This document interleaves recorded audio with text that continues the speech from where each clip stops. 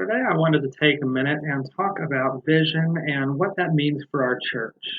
As you may have heard in Pastor Tim's past sermon this last week or in other means of communication through Facebook or emails, we are getting ready for Next Level Innovations 2.0. Next Level Innovations, it was a way that we could look at where we are as a church and the ways in which we could grow to be a better faith community that can connect with our community, the Fauquier and Warrenton area, even better than we ever had before. In doing that, we came up with a lot of new different ways that we could be a church that welcomes other people and reaches out to those who are in need, especially as we look at ways that we've been able to be more hospitable to people, ways that we have been able to move into being an intergenerational church, ways that we've been able to look towards the future at what we can do with our property.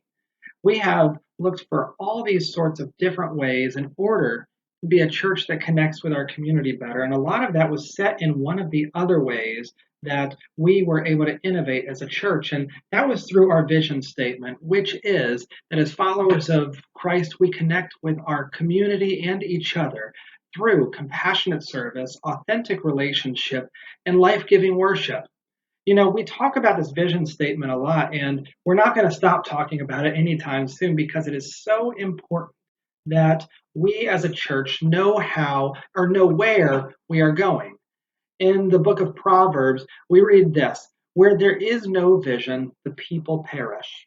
You know, I hear this passage so often, and it's a tough one to really put into context because it's right in the middle of all these different proverbs. However, in my own life, I can think of how important vision is because I'm somebody who often doesn't wear my glasses or my contacts just because I don't feel like putting them in. It's funny, I didn't know I actually needed glasses or contacts until I was about 21 years old.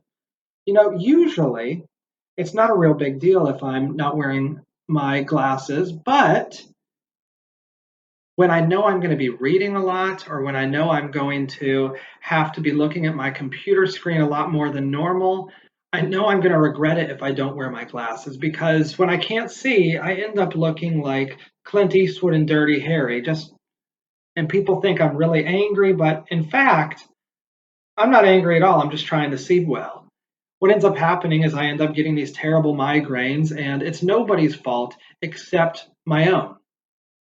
You know, a church can live without a vision for a long time. It can get along, it can kick the can down the road, it can do what it thinks it needs to do, and it can even do some good things. However, if we continue on without a vision, we're not going to be as successful as we would be without one. And so, one of the real important things about our vision and our vision statement here at Warrenton UMC is that it helps us to focus and to stay focused on where God has called us and what God has called us to be. If we didn't have it, we would be looking really hard for where God's calling us to be and maybe sometimes coming up short, maybe sometimes like me coming up with headaches. As we look towards this Next Level Innovations 2.0 process, I want to invite you to think about what it is that God is calling our church to be. In the next few days and in the next week, you're going to continue hearing calls to sign up on our Sign Up Genius, which you'll see posted right here. This is the website to go to if you want to sign up, to go and join us for a Zoom conversation, and I believe there's one in-person conversation, to learn about how God might be calling us to continue living into that important vision statement.